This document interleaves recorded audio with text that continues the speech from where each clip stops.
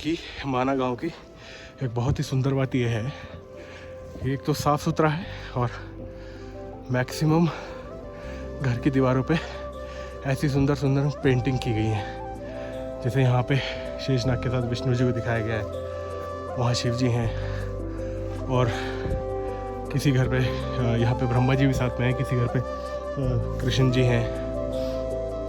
इसी तरह से बहुत सुंदर सुंदर पेंटिंग्स यहाँ पे की हुई हैं।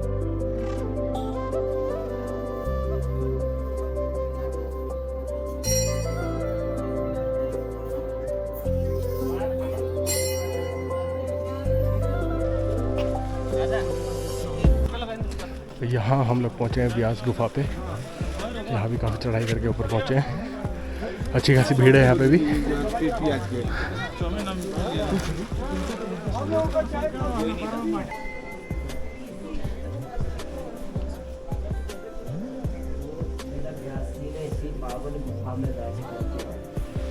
हमारे जितने भी ग्रंथ वेद पुराण साखी करने के द्वापर का अंतिम समय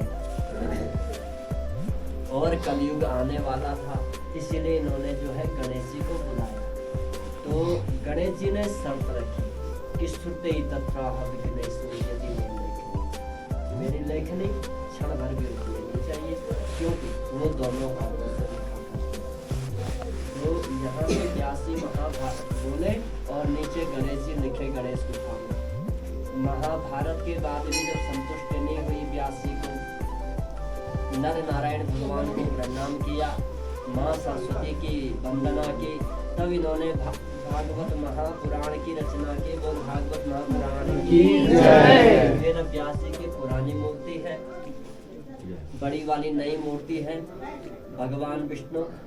व्यास जी के पुत्र सुखदेव मुनि और मध्वाचार्य के शिष्य बलभाचार्य। तो सुखदेव जी जो है 12 साल तक माँ के गर्भ में रहे। कहा कि जब तक श्री कृष्ण जी के दर्शन नहीं हुए मैं जन्म नहीं लूंगा। और बल्लभाचार्य 1545 में यहाँ पे आए, 500 साल पहले। तो उस समय कोई एम्बेसडर नहीं थी, सोमो टाटा नहीं थी, कोई पुल नहीं थे, एरो नहीं बना था, तो कैसे आए होंगे? ओ मैया नो कैमरा, गेट पे कौन है? तो 500 साल पहले कोई एम्बेसडर नहीं थी, सोमो टाटा नहीं थी, कोई पुल नहीं थे, कैसे आए होंगे? और जब यहाँ पे आए तो उनको दर्शन दिए साक्षात व्यास जी ने, क्योंकि व्यास जी आरती और ये पुस्तक है। तो बाहर से देखोगे तो अलग अलग पन्ने नजर आएंगे। ये भोजपत्र थी द्वापर में। कलयुग का जैसे ही प्रभाव पड़ा तो पत्थर में अवतरित हुआ। अगर भोजपत्र रहता तो आज के भक्त उठाकर ले जाते और तो कॉपी करके बेच देते। बद्री विशाल में भगवान विष्णु विराजमान है, वो स्वयं वो है, किसी कलाकार ने उस मूर्ति को बनाया नहीं। तो भागवत के पुत्र जो है साक्षात कृष्ण स्वरूप होते, इसीलिए कलयुग के प्रभाव से पत्थर में अवतरित हुआ। बोल बद्री विशाल जय।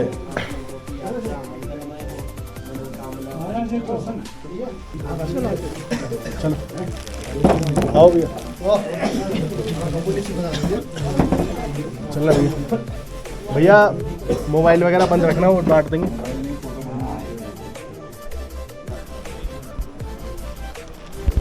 चलो, ये गुफा का जो पत्थर है, ये इसमें आप जो लाइनिंग देख रहे हैं, ये अंदर पंडित जी बता रहे हैं कि ये भोजपत्र है। यही द्वापर युग में यही पुस्तक थी और कलयुग का प्रभाव पड़ते ही ये पत्थर में परिवर्तित हो गई। ये सब इसके पन्ने थे और इन्हीं पे सब कथाएं, महाभारत और ये सब लिखा हुआ था गणेश जी के द्वारा, और ये पत्थर में परिवर्तित हो चुकी है।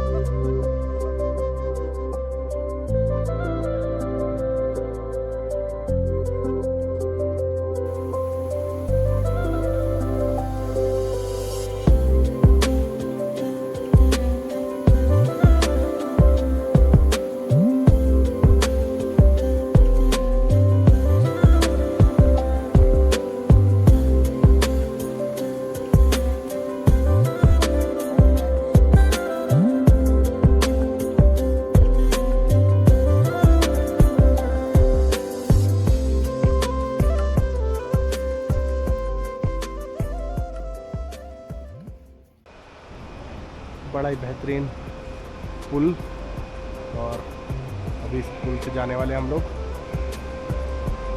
उससे पहले आइए, इधर एक छोटी सी जगह है, यहाँ पे देखते हैं क्या नज़ारा है। बेहतरीन बहती हुई कल बहती अलकनंदा नदी, और बेहतरीन नज़ारा। और अंग्रेज़ों के ज़माने का ये पुल, अभी इस पुल को ही क्रॉस करने वाले हैं हम लोग। अरे वाह, नीचे तो बहुत सुंदर सुंदर फूल भी हैं।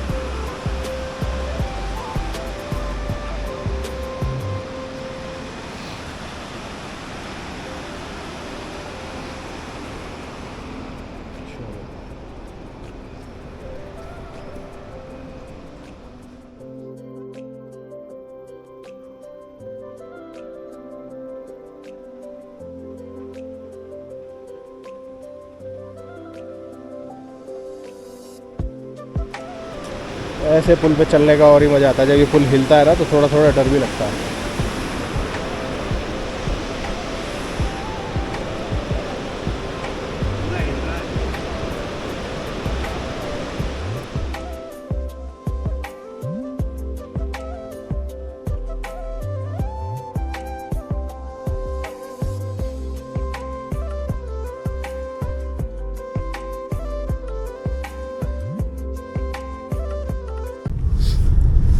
गुड मॉर्निंग फ्रेंड्स, और हम लोग निकल चुके हैं घर की तरफ वापसी के लिए।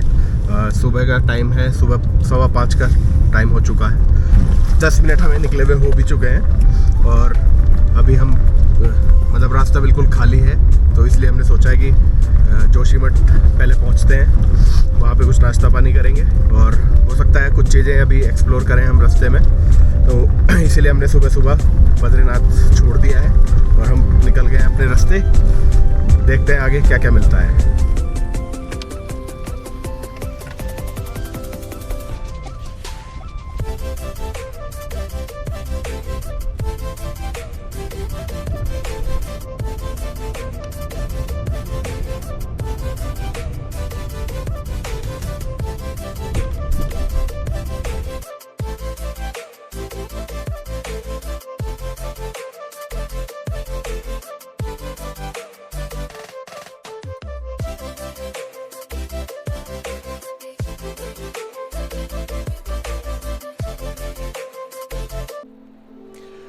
तो हम लोग निकल चुके थे अपने स्टे को छोड़ के बद्रीनाथ से, और वहाँ का आज का एक्सपीरियंस हमारा बड़ा ही ख़राब रहा।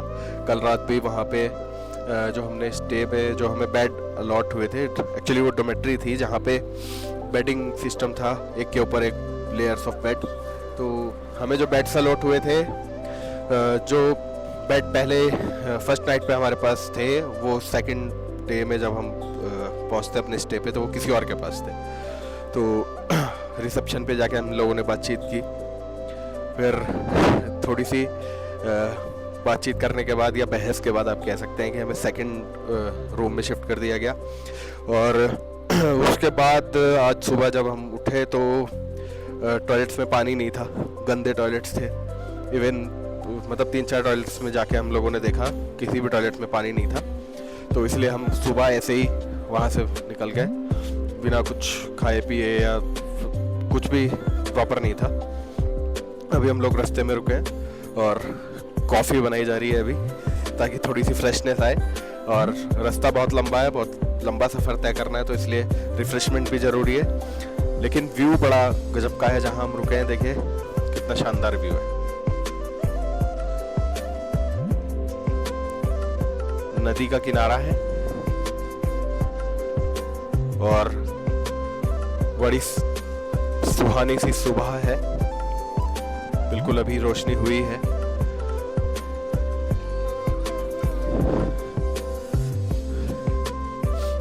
और ये हमारा जहाज।